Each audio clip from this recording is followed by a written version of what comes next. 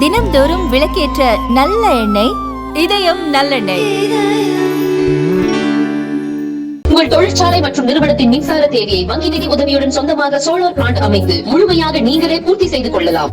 Velan infra project private limited, Chennai. 9842252166.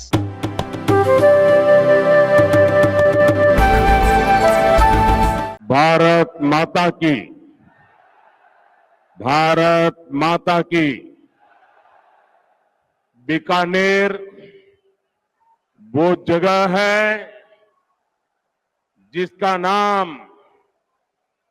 देश में कहीं भी सुने मुंह में पानी आ जाता है। और फिर मुझे तो यहां की धरती पर सावन के महीने में आने का सौभाग्य मिला है। इंद्रदेव का आशीर्वाद हम पर बना हुआ है। और अभी हमारे सीपी जोशी जी बता रहे थे कि सियारो खाटू भलो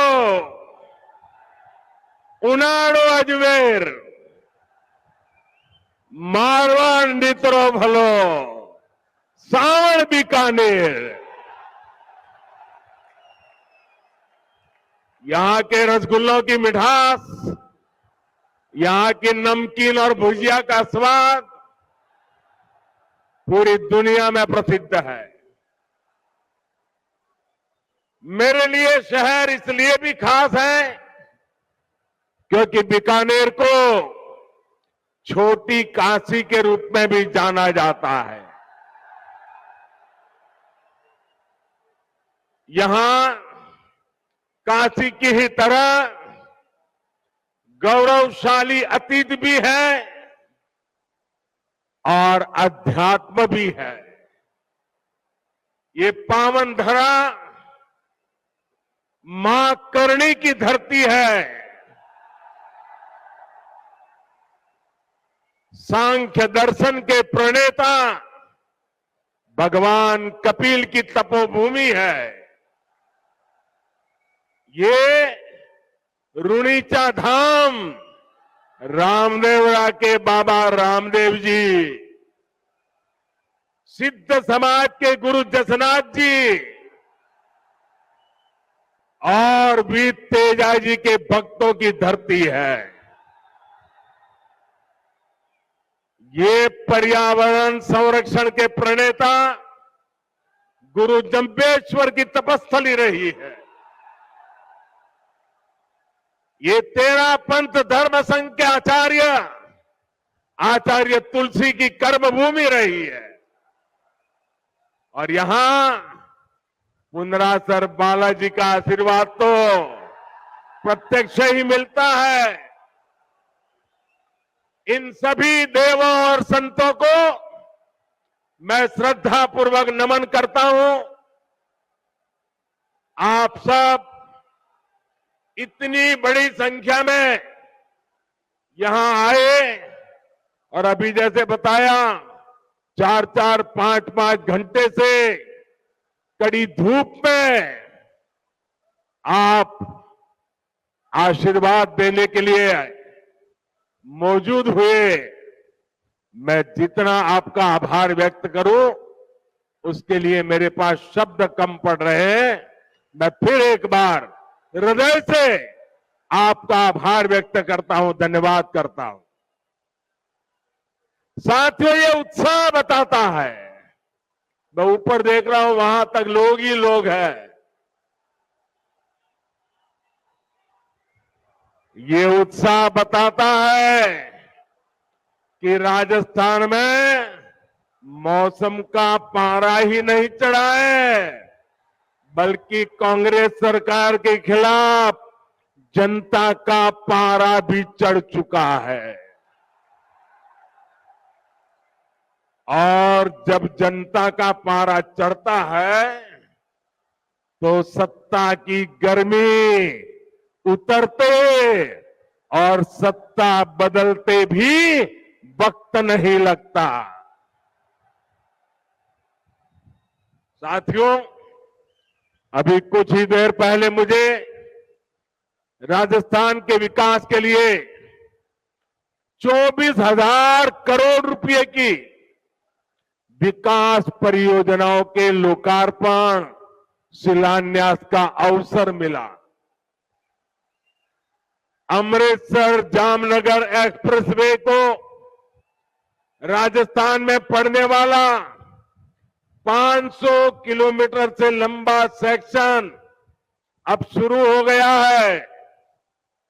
इसके पहले दिल्ली मुंबई एक्सप्रेसवे के दिल्ली दौसा लालसोट सेक्शन का भी शुभारंभ हुआ था। राजस्थान की कनेक्टिविटी के लिए जितना काम भाजपा सरकार ने किया है उतना पहले कभी नहीं हुआ है।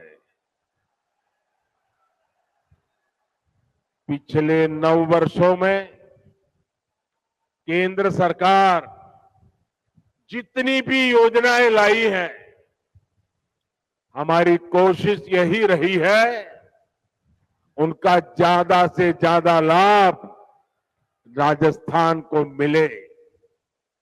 हमने देश भर के गरीबों के लिए 4 करोड़ पक्के मकान बनाए। इसमें से करीब 20 लाख घर राजस्थान के मेरे गरीब भाइयों बहनों को मिला है। 20 लाख घर। हमने देश भर में करीब 50 करोड़ गरीबों के बैंक खाते खोले। इस वजह से राजस्थान के 3 करोड़ गरीबों को पहली बार बैंक की सुविधा मिली। कोरोना के मुश्किल समय में यही बैंक खाते गरीबों की सबसे बड़ी ताकत बने। भाई और बहनों, विकास पूरी तरह से जनता तक तब पहुंच पाता है जब देश और प्रदेश की दोनों सरकारें साथ मिलकर ईमानदारी से काम करें। पिछले 4 वर्षों में राजस्थान में हालात इसके बिल्कुल उलट रहे हैं। हम दिल्ली से योजनाएं यहां राजस्थान में भेजते हैं, लेकिन यहां जयपुर में कांग्रेस का पंजा उस पर झपटा मार देता है। कांग्रेस को राजस्थान के लोगों की परेशानी से, आपकी दिक्कतों से कोई लेना देना नहीं है। अब आप देखिए, घर घर पीने का साफ पानी पहुंचाने की भाजपा सरकार की योजना से भी अब कांग्रेस सरकार को परेशानी है। जिस राजस्थान को जल जीवन मिशन में सबसे टॉप पर होना चाहिए था, वो सबसे धीमा करने वाले राज्यों की लिस्ट में शामिल है। आज देश के 130 से ज्यादा जिले ऐसे हैं जहां 100% घरों में नल से जल पहुंचा है। इनमें से पूरे देश को 130 जिले और इसमें से राजस्थान का एक भी जिला नहीं है। अब आप मुझे बताइए, क्या राजस्थान के लोगों ने कोई गुनाह किया है क्या? किस बात की सजा दे रहे हो? क्या राजस्थान के लोगों ने कोई गलती की है क्या? क्या आपको नल से जल मिलना चाहिए, नहीं मिलना चाहिए? आपके घरों में पानी आना चाहिए कि नहीं आना चाहिए? देश के 130 जिलों में हो रहा है, आपका एक जिला तो होना चाहिए कि नहीं होना चाहिए था? साथियों, गलती राजस्थान के लोगों की नहीं, गलती यहां की कांग्रेस सरकार की है। कांग्रेस सरकार ने 4 सालों में राजस्थान का बहुत नुकसान किया है और ये बात कांग्रेस के नेता भी अच्छी तरह जानते हैं। राजस्थान में कांग्रेस की हार इतनी सुनिश्चित है कि यहां की सरकार अभी से बाय बाय मोड में आ गई है। मुझे पता चला है कि कुछ मंत्री विधायक तो अभी से अपने सरकारी बंगले खाली करके अपने खुद के घरों में शिफ्ट होने लगे हैं। अपनी हार पर इतना भरोसा सिर्फ कांग्रेस के नेता ही कर सकते हैं। साथियों, पुरानी कहावत है कि दिया बुझने से पहले जोर से लपलपाता है। अपनी हार के डर से कांग्रेस भी ऐसा ही कर रही है। इसके लिए वो राजस्थान के लोगों को गुमराह करने पर उतर आई है। लेकिन भाइयों बहनों, आपको याद रखना है, कांग्रेस का एक ही मतलब है। कांग्रेस मतलब, साथियों, आपका प्यार सर आंखों पर, आप आगे आने की कोशिश मत कीजिए। आपका प्यार मेरे सर आंखों पर। साथियों, कांग्रेस का मतलब है लूट की दुकान, झूठ का बाजार। लूट की दुकान, झूठ का बाजार, जो ये इन दिनों बड़े बड़े वायदे किए जा रहे हैं, उसमें लूट के इरादे और झूठ के पिटारे के सिवा और कुछ नहीं है। साथियों, कांग्रेस की झूठ और छलावे की राजनीति का शिकार सबसे ज्यादा राजस्थान का किसान हुआ है। आप मुझे बताइए, पिछले चुनाव में कांग्रेस ने किसानों का कर्ज माफ करने का वादा किया था। कांग्रेस ने वादा किया था। इनके नेता ने 10 दिन के भीतर भीतर कर्ज माफी की कसम खाई थी। क्या किसानों का कर्ज माफ हुआ? 10 दिन, 10 महीने और अब 4 साल कर्ज माफ हुआ क्या? किसानों को कुछ मिला क्या? यहां के किसान इतनी बड़ी मात्रा में बाजरा उत्पादन करते हैं। हमने मोटे अनाजों को श्री अन्न के तौर पर प्रमोट किया, दुनिया में पहुंचाने का बीड़ा उठाया है। बाजरा पड़ोस के हरियाणा में 2350 रुपये प्रति क्विंटल बिका, 2350 रुपया प्रति क्विंटल, और ज्यादा दूर नहीं हरियाणा में। और यहां राजस्थान में वही बाजरा किसान 1300 रुपये में बेचने को मजबूर हो गया। हमने राजस्थान के किसानों के लिए नर्मदा का पानी पहुंचाया। इन्होंने इसे रोकने में भी कोई कसम नहीं छोड़ी। किसानों से यही नफरत कांग्रेस की फितरत है, यही इनकी हकीकत है। साथियों, विकास के लिए ये जरूरी होता है कि सरकार ईमानदार भी हो और सरकार स्थिर भी हो। आज दुनिया में हिंदुस्तान का सम्मान बढ़ा है क्योंकि देश में आज एक स्थिर सरकार है। आपने स्थिर सरकार बना करके मुझे काम करने का मौका दिया है। जिन जिन प्रदेशों ने लगातार स्थिर सरकारों को चुना है, डबल इंजन सरकारों को चुना है, वहां प्रदेश भी तेजी से विकास कर रहे हैं। लेकिन राजस्थान में जब से कांग्रेस सरकार आई है, इन्होंने क्या किया? 4 साल से पूरी कांग्रेस पार्टी और सरकार बस आपस में लड़ रही है। हर कोई एक दूसरे की टांग खींच रहा है।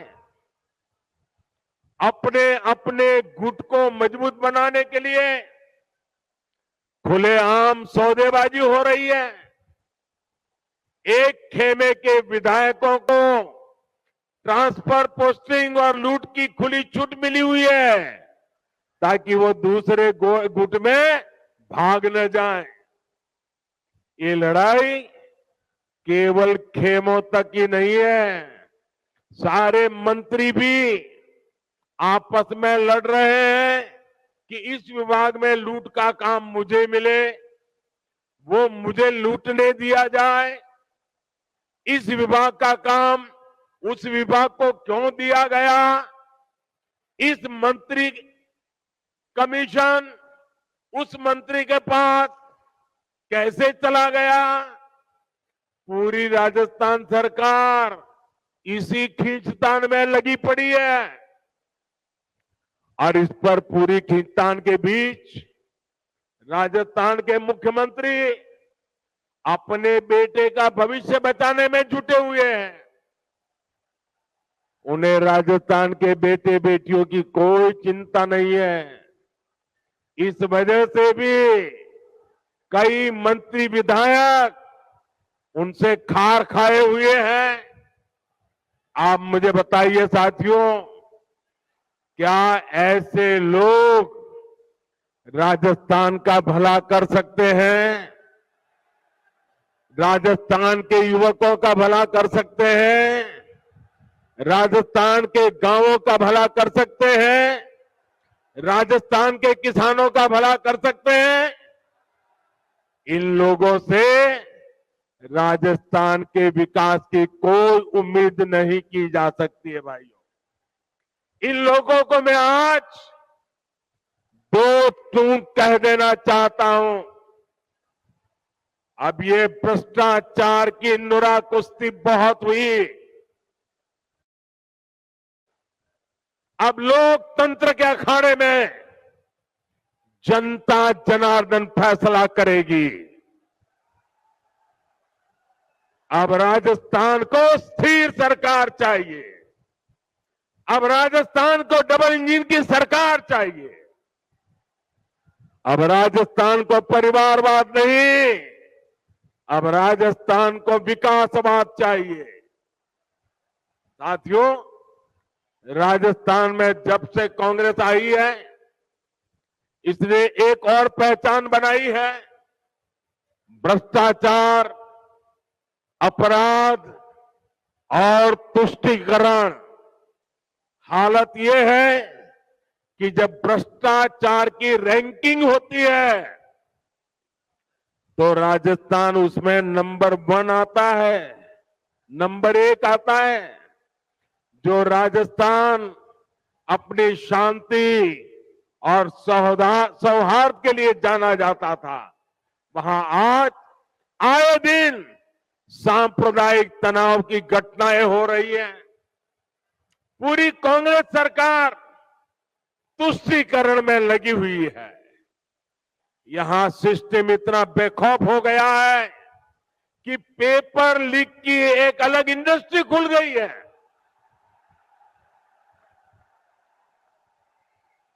अब तक 17 बड़ी परीक्षाओं के पेपर लीक हो चुके हैं। यानी यहां युवाओं के भविष्य से खुलेआम खिलवाड़ हो रहा है। साथियों, हर जगह स्कूल कॉलेजों को राजनीति से बाहर रखा जाता है ताकि बच्चों का भविष्य खराब न हो। लेकिन राजस्थान में कांग्रेस की लूट ने शिक्षण संस्थानों को भी नहीं बख्शा।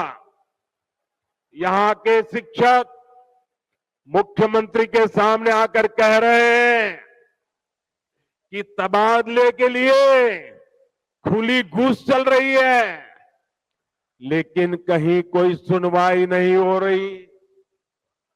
भाइयों और बहनों, महिलाओं के खिलाफ अपराध के मामले में, बलात्कार के मामले में राजस्थान सबसे आगे है।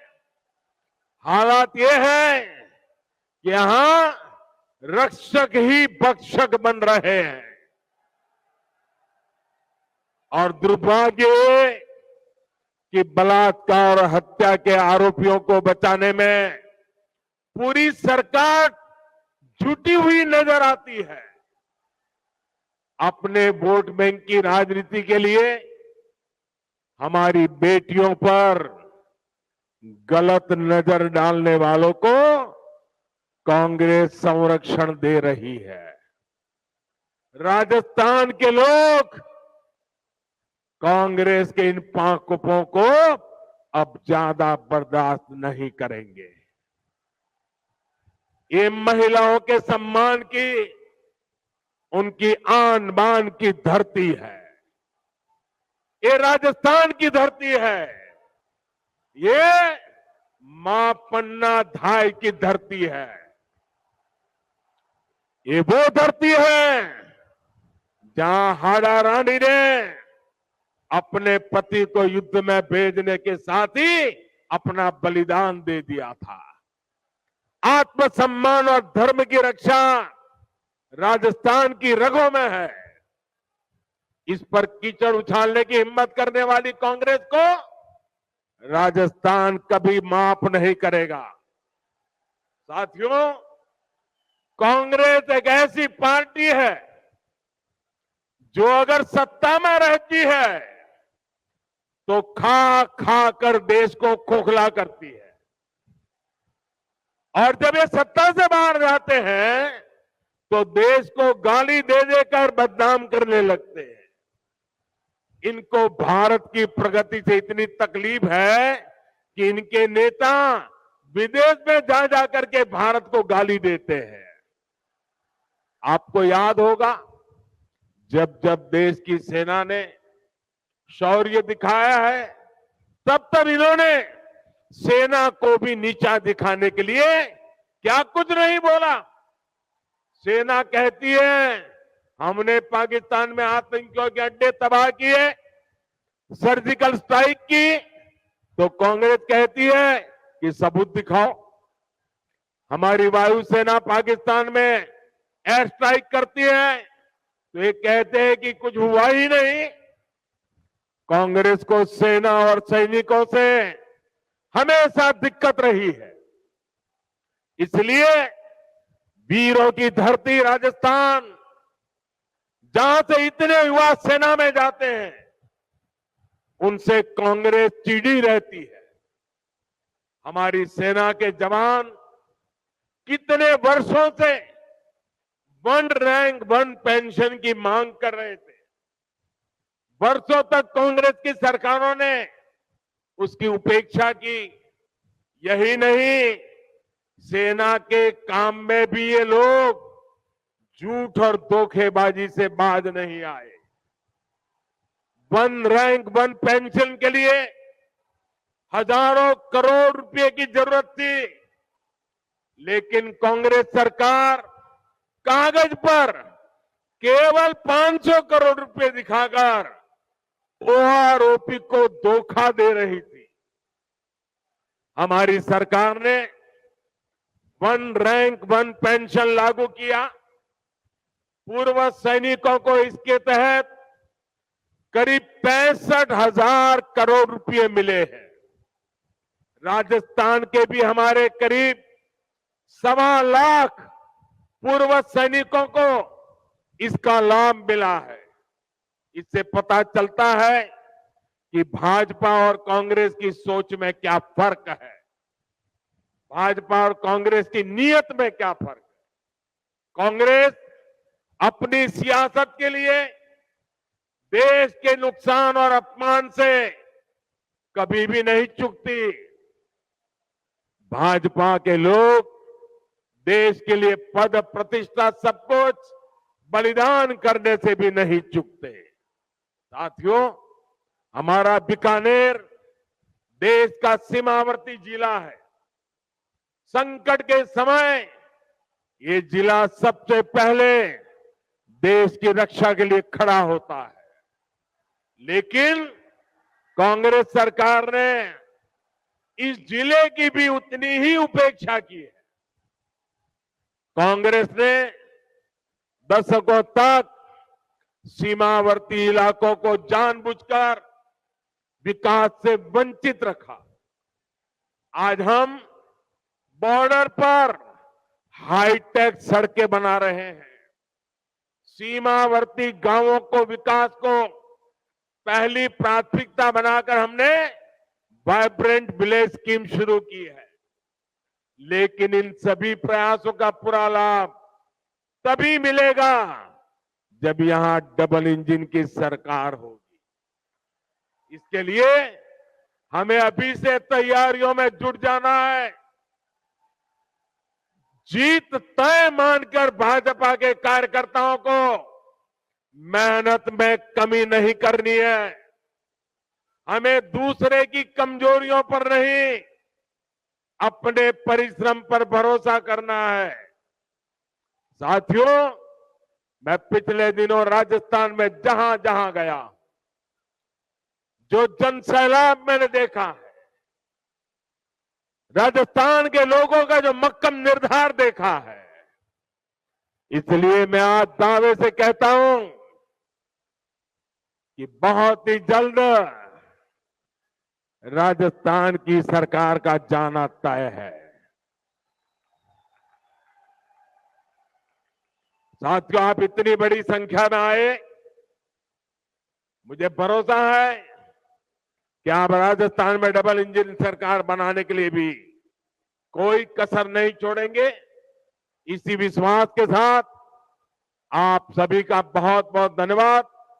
मेरे साथ पूरी ताकत से बोलिए, दोनों हाथ ऊपर करके बोलिए, भारत माता की, भारत माता की, भारत माता की। और जैसे अभी हमारे बीकानेर के सांसद मेघवाल जी नौ रंग की बात करते थे, इस नौ रंग को चमकाने के लिए इस शुभ अवसर पर मैं आप सबसे आग्रह करता हूं, अपना मोबाइल फोन निकालिए, उसका फ्लैश चालू कीजिए और इस नवरंग का प्रकाश लोगों को पहुंचाइए। हर किसी के मोबाइल फोन का फ्लैश चालू कीजिए। शाबाश। दूर दूर तक हर एक के मोबाइल का फ्लैश चालू करिए।